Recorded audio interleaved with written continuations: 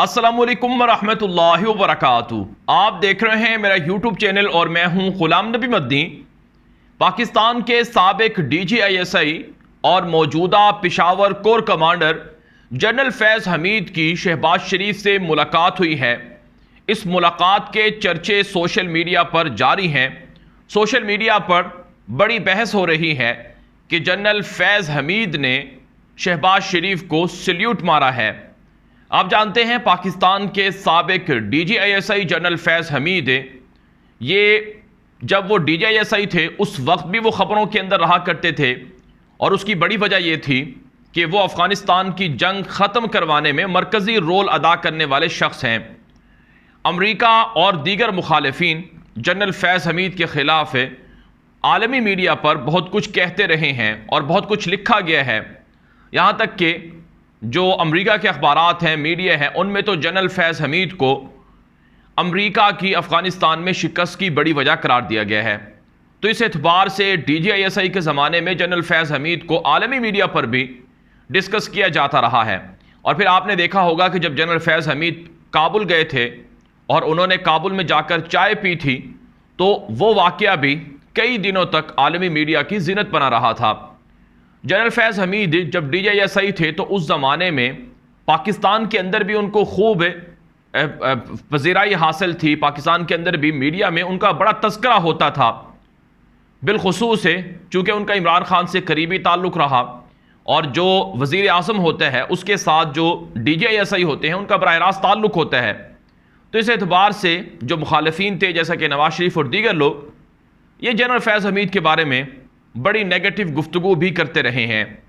आपने देखा होगा वो वीडियो आज भी सोशल मीडिया पर मौजूद है कि नवाज शरीफ ने कहा था कि जनरल फैज़ हमीद, तुमने हमें इलेक्शन हरवाया है, कौम तुमसे हिसाब मांगती है। वो उनका वीडियो पैगाम आज भी मौजूद है। और फिर अभी चंद दिन पहले आपने देखा होगा कि आसिफ जरदारी ने एक बयान के अंदर यह कह दिया था कि जनरल फैज़ हमीद तो खुडे लाइन है। फिर बाद में उस पर माफ़ी भी मांग ली थी। तो जनरल फैज़ हमीद जो 2017 का धरना था TLP का, उसके अंदर भी बड़े पॉपुलर हुए थे। उस वक्त वो ब्रिगेडियर थे। तो पिछले 4-5 सालों से जनरल फैज़ हमीद पाकिस्तान के अंदर मीडिया में, लोगों में काफ़ी मशहूर हैं। और इन दिनों वो पेशावर के कोर कमांडर हैं और पेशावर के कोर कमांडर की हैसियत से जो TTP के साथ मुज़ाकरात हैं उनमें वो बड़ा रोल अदा कर रहे हैं। अफ़गानिस्तान के वो कई विज़िट कर चुके हैं, तालिबान के ऑफिशियल से मुलाकातें कर चुके हैं। तो इस एतबार से भी उनका बड़ा तज़किरा है। और एक और वजह भी है जनरल फैज़ हमीद के ज़िक्र की, वो है नाज़रीन किराम, नवंबर के अंदर नए आर्मी चीफ की तयनाती। आने वाले 3 महीने के बाद जो नवंबर आ रहा है, इस नवंबर में पाकिस्तान का नया आर्मी चीफ मुकर्रर होना है। अब जो नया आर्मी चीफ मुकर्रर होगा उसमें जो उस वक्त 4 मोस्ट सीनियर जनरल्स होंगे, उनमें जनरल फैज़ हमीद का नाम भी है। पाकिस्तान की सोशल मीडिया पर जो अवाम है उनकी राय यह है कि अगले आर्मी चीफ जनरल फैज़ हमीद को होना चाहिए, लेकिन फैसला चूंकि वज़ीर आज़म ने करना होता है और आर्मी चीफ जो जनरल बाजवा हैं इनकी राय से फैसला होता है, तो इस वजह से अभी कुछ कहा नहीं जा सकता है। लेकिन बहरहाल जो 4 मोस्ट सीनियर जनरल्स हैं उनमें जनरल फैज़ हमीद का नाम भी है। और आप ये जानकर हैरान होंगे कि पाकिस्तान की अवाम बाकी के 3 जनरल्स को नहीं जानती, सिर्फ जनरल फैज़ हमीद का नाम जानती है। और शायद इसकी वजह वो अफ़गानिस्तान की जंग में उनका रोल या साबिक DGISI होना, ये भी एक बड़ी वजह है, क्योंकि जो ISI का DG रहता है उसकी शोहरत ज़्यादा होती है। तो बहरहाल नाज़रीन काम, जनरल फैज़ हमीद की शहबाज शरीफ से जो मुलाकात है इसके चर्चे हैं। जनरल फैज़ हमीद की जो पहली मुलाकात हुई थी शहबाज शरीफ से, वो नाज़रीन किराम मीरान शाह के अंदर हुई थी। ग़ालिबन वो मीरान शाह था जहाँ पर जब शहबाज शरीफ ने ये वज़ारत उज़्मा संभाली तो उसके 2 या 3 दिन के बाद शहबाज शरीफ का मीरान शाह विज़िट हुआ और वहाँ जो ऑपरेशंस जारी थे पाकिस्तान की फ़ौज के, उस हवाले से जनरल फैज़ हमीद ने ब्रीफिंग दी। लेकिन तस्वीरें भी बोलती हैं। उस वक्त की जो तस्वीरें थीं वो सब ने देखी कि तस्वीरें बोल बोल कर बता रही थी कि वहाँ जो हाज़रीन थे, वहाँ जो शुरका थे, उनकी क्या राय है और उनकी आपस में किस तरह से अंडरस्टैंडिंग है। अब नाज़रीन किराम, पाकिस्तान के अंदर जो कौमी सलामती मीटिंग हुई है उसके अंदर जनरल फैज़ हमीद पेशावर से इस्लामाबाद आए हैं और इन्होंने शहबाज शरीफ से मुलाकात की है। और राना सनाउल्लाह जो कि वज़ीर दाखिला हैं, उन्होंने रऊफ़ क्लासरा के प्रोग्राम में बाकायदा जो जनरल फैज़ हमीद का तस्करा है वो भी किया है। और जो जनरल फैज़ हमीद ने कौमी सलामती मीटिंग के अंदर जो ब्रीफिंग दी है उस हवाले से भी राना सनाउल्लाह ने रऊफ़ क्लासरा के प्रोग्राम में कुछ बातें की हैं। राना सनाउल्लाह के बकौल जनरल फैज़ हमीद ने टीटीपी के साथ जो मुज़ाकराती राउंड्स हैं उस हवाले से ब्रीफ किया है। यानी ये जो मुलाकात हुई है शहबाज शरीफ से जनरल फैज़ की, ये कोई सियासी मुलाकात नहीं थी जैसा कि सोशल मीडिया पर बताया जा रहा है। और इस पर मुखालिफिन और हामी दोनों खूब उछल कूद कर रहे हैं। ऐसा नहीं था, यानी जनरल फैज़ हमीद की मुलाकात कोई सियासी लिहाज से नहीं थी, चूँकि वो पेशावर के कोर कमांडर हैं और टीटीपी के साथ इन दिनों मुज़ाकरात चल रहे हैं। तो इस हवाले से जनरल फैज़ हमीद ने जो ब्रीफिंग है वो शहबाज शरीफ को दी है, क्योंकि वो वज़ीर आज़म हैं। भले वो इम्पोर्टेड सरकार है, लेकिन बहरहाल वो इस वक्त वज़ीर आज़म के ओहदे पर काबिज़ हैं। तो राना सनाउल्लाह के बकौल जनरल फैज़ हमीद ने कहा है कि टीटीपी के साथ जो मुज़ाकरात हैं इसमें पाकिस्तान की रियासत को फ़ायदा है और टीटीपी असलहा फेंक कर पुरअमन तरीके से रहने की ख्वाहां है। और जो राना सनाउल्लाह का बयान था इस पर टीटीपी ने भी रद्द-ए-अमल जारी किया है और टीटीपी ने यह कहा है कि अगर पाकिस्तान की फ़ौज, हुकूमत और रियासत हमसे किए गए वादे पूरे नहीं करेगी तो फिर हम पाकिस्तान भर के अंदर हमले कर सकते हैं। टीटीपी का भी गालिबन कल ये बयान जारी हुआ है। तो बहरहाल नाज़रीन किराम, ये जो जनरल फैज़ हमीद की मुलाकात थी, ये सिर्फ़ और सिर्फ जो ऑपरेशंस हैं या जो टीटीपी के साथ मुज़ाकरात हैं, पाक अफ़गान बॉर्डर की जो सिचुएशन है, इस हवाले से ये मुलाकात हुई है। इसके अलावा कुछ लोगों ने तो ये दावा कर दिया कि अब जनरल फैज़ हमीद का आर्मी चीफ़ होना लाजिम हो गया है। जनरल फैज़ हमीद के नाम पर शहबाज शरीफ भी मुत्तफ़िक हो गए हैं और शहबाज शरीफ ही जनरल फैज़ हमीद को अगला आर्मी चीफ़ बनाएंगे। ये तक दावे कुछ सोशल मीडिया पर लोगों ने किए हैं। नाज़रीन किराम, हालात बदलते हुए देर नहीं लगती है और किस्मत में किसके क्या लिखा होता है ये भी किसी को मालूम नहीं होता है। बहुत दफ़ा इंसान कुछ काम करना चाहता है लेकिन नहीं हो सकते, और बहुत दफ़ा इंसान कुछ काम नहीं करना चाहता लेकिन वो हो जाते हैं। तो जनरल फैज़ हमीद को आर्मी चीफ से रोकने के लिए अगर कोई कुछ भी कर रहा है तो मुमकिन है वो ना रोक पाए और वो आर्मी चीफ बन जाए।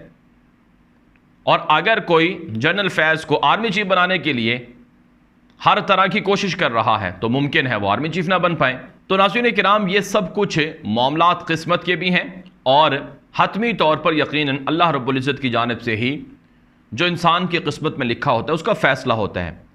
लेकिन बहरहाल ये बात कहना यकीन के साथ कि वाकई जनरल फैज़ हमीद अगले आर्मी चीफ होंगे या शहबाज शरीफ भी अब उनको आर्मी चीफ लगाएंगे, हालांकि ख्वाजा आसिफ एक मरतबा इजहार कर चुके हैं कि अगर मेरिट के मुताबिक जनरल फैज़ का नंबर आएगा तो हम जनरल फैज़ के नाम पर भी गौर कर लेंगे। ये ख्वाजा आसिफ का बयान है और जिस तरह से बहुत से लोग इशारे किनाए मिला रहे हैं तो उससे भी ये लगता है। लेकिन बहरहाल नाज़रीन काम फ़ैसला नवंबर के अंदर होना है। बहरहाल नाज़रीन काम फ़ैसला नवंबर के अंदर होना है। जनरल फैज़ हमीद के हवाले से मैंने आपको बता दिया कि वो चूँकि पाकिस्तान की आवाम में बड़े पॉपुलर हैं, इस वजह से पाकिस्तान की आवाम उन्हें मुस्तक़बिल का आर्मी चीफ देखना चाहती है। दूसरी तरफ नाज़रीन किराम, जो एक और अहम बात है वो ये है कि कुछ लोग सोशल मीडिया पर यह खबरें फैला रहे हैं, चला रहे हैं कि जनरल फैज़ का ताल्लुक़ तो इमरान खान के साथ था और इमरान खान और जनरल फैज़ में बड़ी अच्छी दोस्ती थी। हालांकि इमरान खान बॉस थे और जनरल फैज़ हमीद ISI के चीफ़ थे और ISI का जो DGA चीफ़ होता है वो वज़ीर आज़म को जवाबदेह होता है। तो इस एतबार से ताल्लुक़ था इनके बीच और इमरान खान भी जनरल फैज़ हमीद के काम से बड़े खुश थे और इमरान खान उनका ज़िक्र खैर भी करते रहते हैं। और इमरान खान ये भी ऐलानिया कह चुके हैं कि नवंबर में जनरल फैज़ को आर्मी चीफ बनाने के हवाले से मैंने तो सोचा ही नहीं था। लेकिन बहरहाल नाज़रीन किराम, मुखालिफिन अब ये दावा करते हैं कि इमरान खान को जनरल फैज़ हमीद से भी जो उनके बारे में ये दावा किया जा रहा है कि जनरल फैज़ हमीद और इमरान खान में दूरियां हैं और जनरल फैज़ हमीद को इमरान खान के ख़िलाफ़ इस्तेमाल किया जा रहा है। इस तरह की बातें भी मुखालिफिन सोशल मीडिया पर कर रहे हैं। तो गोया और ये दावा किया जा रहा है कि इमरान खान का शिकंजा कसा जा रहा है, ये तक दावा किया जा रहा है। नाज़रीन किराम, पाकिस्तान के अंदर इस वक्त जो पॉलिटिकल मंजरनामा है, जो सियासी मंजरनामा है, इसमें कोई शक नहीं है, ये बड़ा कशीदा है। और इस सियासी मंजरनामे में इमरान खान हक पर हैं, और इस वजह से कि वो जो रजीम चेंज की बात करते हैं, अमरीकी साजिश की बात करते हैं, वो 100% नहीं, वो 1000% दुरुस्त है। और फिर जिस तरह से इम्पोर्टेड सरकार ने, जिसके अंदर लोग ज़मानतों पर हैं, मुलजिम हैं, जो पाकिस्तानी कौम को भिखारी कहते हैं, जिनके ऊपर करप्शन के इल्ज़ामात हैं वगैरह वगैरह, तो और फिर इनके आने से जो 2.5 महीने में कौम के ऊपर अजाब आया है, स्टॉक मार्केट क्रैश कर गई है, डॉलर रिकॉर्ड तोड़ रहा है, पेट्रोल डीजल रिकॉर्ड महंगे हो चुके हैं, आटा दालें घी चावल हर चीज़ अशियाए ज़रूरियाँ महंगी, और बिजली रोज़ाना 16-16 घंटे गायब। अब मैं आपके सामने ये रिकॉर्डिंग कर रहा हूँ, कुछ देर पहले मैंने ये सोचा था कि रिकॉर्डिंग करूँगा, लेकिन लाइट नहीं थी, बैकअप पर हमेशा रिकॉर्डिंग करनी पड़ रही है। तो ये हालात जब पाकिस्तान के अंदर हैं तो हर शख्स इससे मुतासर है। तो इस एतबार से इम्पोर्टेड सरकार की कोई वैल्यू नहीं है, आवाम के अंदर इसके पास कोई हिमायत नहीं है। लेकिन बहरहाल नाज़रीन किराम, इन्होंने कंट्रोल हासिल किया हुआ और ये कहते हैं कि हमने आइन के मुताबिक किया है। इमरान खान भी तैयार हैं, लड़ रहे हैं, मुकाबला कर रहे हैं, पुरअमन तरीके से मुकाबला कर रहे हैं, लोगों को जगा रहे हैं, बेदार कर रहे हैं। तो इमरान खान को रोकने का मंसूबा तो है, इसमें कोई शक नहीं है। और ये भी हमारे पास इतलात हैं कि अगले 1 साल तक इलेक्शन होने वाला नहीं है और ये इम्पोर्टेड सरकार ही चलेगी। घीस घसीट कर, खींच तान कर इसको 1 साल पूरा करवाया जाएगा, ये रिपोर्ट्स में है। दूसरी तरफ नाज़रीन किराम, जो एक और अहम मामला वो लोगों के अंदर बड़ा ज़ेर गौर है, वो जनरल बाजवा के हवाले से है। आप जानते हैं जनरल बाजवा पाकिस्तान के आर्मी चीफ़ हैं और इन्होंने एक्सटेंशन तो लेनी नहीं है, नवंबर के अंदर उनकी रिटायरमेंट है। ISPR के जो DG हैं मेजर बाबर इफ्तिखार, वो कह चुके हैं कि जनरल बाजवा नवंबर में रिटायर हो रहे हैं। तो अब कुछ लोगों ने यह खबरें चलाना शुरू कर दी हैं कि उनको यह एक्सटेंशन मिल रही है या फिर उनके लिए कोई नया ओहदा तख्लीक किया जा रहा है। अब ये नया ओहदा क्या होगा? कहा जाता है कि जिस तरह से भारत के अंदर जनरल बिपिन रावत थे CDS, उस तरह का कोई ओहदा होगा कि तीनों मुसल्लह अफवाज इनके अंडर में आएंगे। अगरचे पाकिस्तान के अंदर तो ये ओहदा पहले ही मौजूद है, chairman joint chiefs of staff के नाम से, लेकिन बहरहाल कहा जाता है कि इनका कोई ऐसा डिफेंस नोयत का ओहदा होगा कि जिसमें ये बरकरार रहेंगे।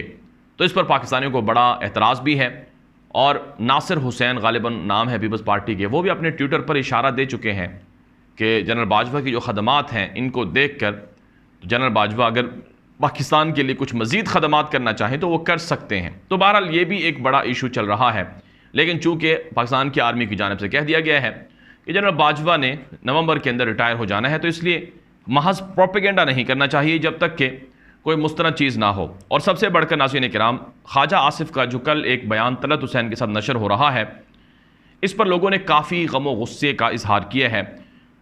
जो ख्वाजा आसिफ हैं वज़ीर दिफा हैं, इन्होंने तलत हुसैन के प्रोग्राम में ये कहा है कि हम आर्मी चीफ़ की तयनाती के हवाले से हर दफ़ा कोई ना कोई फड्डा खड़ा कर देते हैं, तो क्यों ना जिस तरह से सुप्रीम कोर्ट के जजेस होते हैं उनकी तयनाती सुप्रीम कोर्ट से ही होती है, ऐसा क्यों नहीं होता कि जो पाकिस्तान की आर्मी है, इसका जो नया आर्मी चीफ़ है, इसकी तयनाती भी मुस्तकिल तौर पर पाकिस्तान की आर्मी इदारे के ज़रिए से ही हो, वज़ीर आज़म का इसमें कोई इख्तियार ना हो।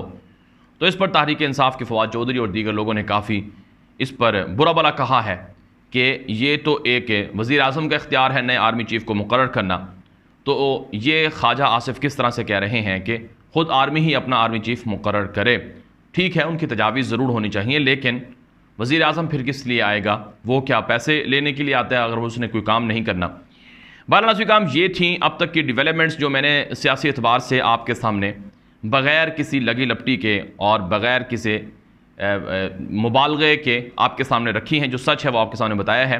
इस हवाले से अपनी राय ज़रूर दीजिएगा और ये वीडियो दोस्तों से नशर कर लें ताकि वो भी मालूमात हासिल कर सकें। अब तक के लिए इतना ही इजाज़त दीजिए। अस्सलामु अलैकुम वरहमतुल्लाहि वबरकातुहू।